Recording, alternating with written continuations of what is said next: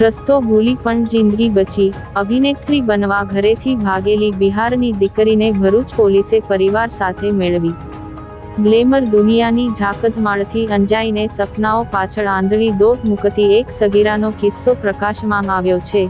બિહારના પટનાની એક સગીર વયની દીકરી ફિલ્મ અભિનેત્રી બનવાના ઘેલછામાં પરિવારને જણાવ્યા વગર ઘરેથી ભાગી છૂટી હતી.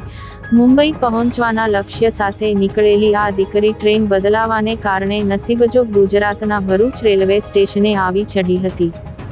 ભરૂચ સ્ટેશન પર શંકાસ્પદ હાલતમાં ફરતી આ દીકરી પર ગુજરાત રેલવે પોલીસની નજર પડતા જ તેમણે ત્વરિત એક્શન લીધા હતા. બાળકીની સુરક્ષાને ધ્યાનમાં રાખીને પોલીસે તેને તાત્કાલિક ભરૂચના સખી વન સ્ટોપ સેન્ટર આશ્રય સ્થાને સોંપી દીધી હતી.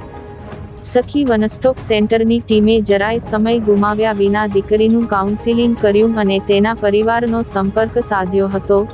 દીકરી ગુમ થવાથી ચિંતિત પરિવાર તાત્કાલિક બિહારથી ગુજરાત દોડી આવ્યો હતો. જરૂરી કાયદાકીય પ્રક્રિયા પૂર્ણ કર્યા બાદ સહી સલામત દીકરીને તેના પરિવારને સોંપવામાં આવતા પરિવારે રાહતનો શ્વાસ લીધો હતો અને પોલીસ તેમજ સખી વન સ્ટોપ સેન્ટરની ટીમનો આભાર માન્યો હતો.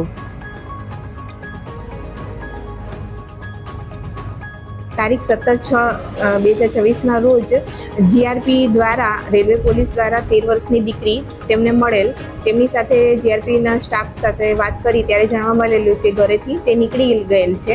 ત્યારબાદ તેને ફેમિલી સાથે વાત કરીને એમને આશ્રય માટે દીકરીને સખી વન સ્ટોપ સેન્ટર લાવવામાં આવી. ત્યારબાદ તેમની સાથે વાતચીત કરીને કાઉન્સેલિંગ દરમિયાન જાણવા મળ્યું કે દીકરી ઘરેથી કોઈને પણ કહ્યા વગર હિરોઈન બનવા માટે નીકળી ગયેલ. ત્યાંથી ટ્રેનમાં ખ્યાલ ન પડતા તે ગુજરાતની ટ્રેનમાં બેસી ગઈ.